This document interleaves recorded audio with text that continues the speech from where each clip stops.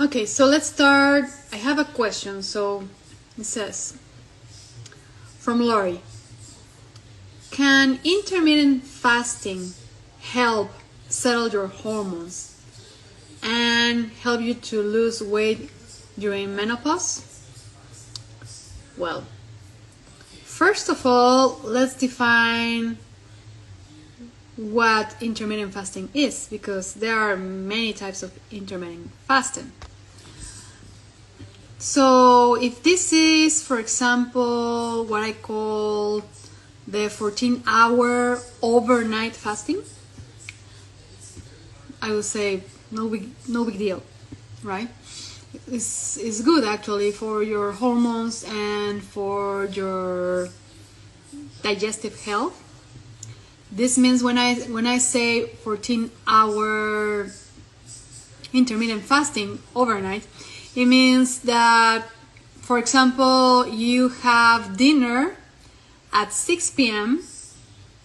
and then you have breakfast until 8 a.m., which I don't think it's really difficult to do that. I don't think you will be very hungry. And that actually is helpful in terms for digestive health. You are living enough time, like a good break for your gut to stabilize everything, and actually that is good. But there are other types of intermittent fasting.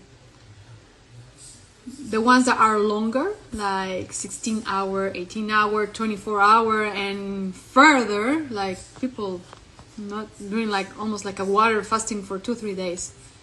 So that is not for everybody. Here are certain things to consider before doing a longer intermittent fasting. 16 hours is still not that bad, because you are having dinner at 6 and then having, or skipping breakfast, actually having directly lunch like at noon. So that is not that bad. You're practically skipping breakfast, but still there are things to consider. So when you are doing this longer intermittent fasting, the first thing to consider is that when you are doing this type of fasting, especially combined with keto, and normally they go together, because if you don't combine them, if you are not doing keto, you are gonna be a little bit more miserable. You're gonna be really hungry if you don't do it along with keto. Like, it's just gonna be crazy and actually counterproductive, because instead of burning fat, you may be burning muscle, eating your muscles. So yeah, normally they go together.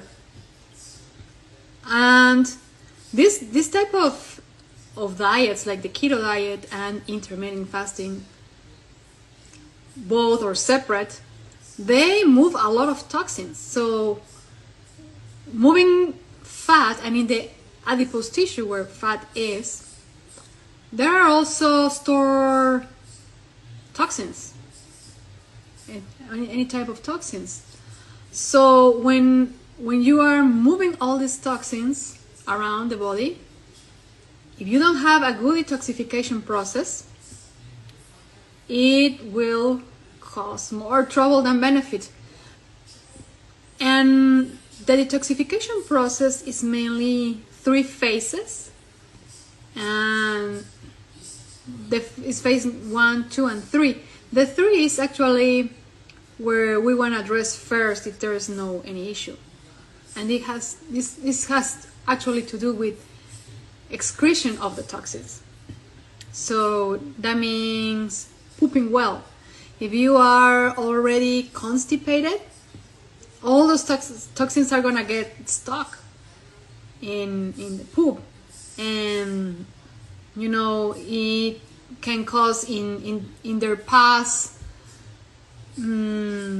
oxidative stress damage to the DNA of tissue. So we want to make sure that we are not constipated, that we are pooping well at least one or twice a day. And it is also a thing regarding bile flow. So bile has many functions. We know we need it for digesting fats, but also another function from bile is actually just helping with toxins, but they are in other parts of the body. So if you are already struggling with gallbladder issues or in the bile ducts, they are like cloggy, like you are having once in a while like gallbladder attacks, then that also will bring problems, because you're not gonna be able to detoxify. So that's really important, to make sure that you have good bile flow and good pooping. So that's the number one. And the second one, it is that intermittent fasting and keto actually can put your body in certain level of stress. So if you are already stressed, you have high levels of cortisol, then doing intermittent fasting will make it worse. You know, you're gonna have more stress, and when you are in high levels of stress, your body switches from what is called the parasympathetic nervous system, which is the system where we are in rest and digest mode, to sympathetic system, where is the fight and fly mode. So you are in survival mode. So when you're in survival mode, let's say your body feels the same or considers the same as you are being chased by a tiger. So if you are being chased by a tiger, your body doesn't care about weight loss, about digestion, about reproduction, about nothing. Your body wants just to, survive. So those two are the main considerations. So for some people, yeah, it has been really successful doing intermittent fasting, but it really depends from one person to another. Another things that are important to consider is actually metabolism, the thyroid hormones.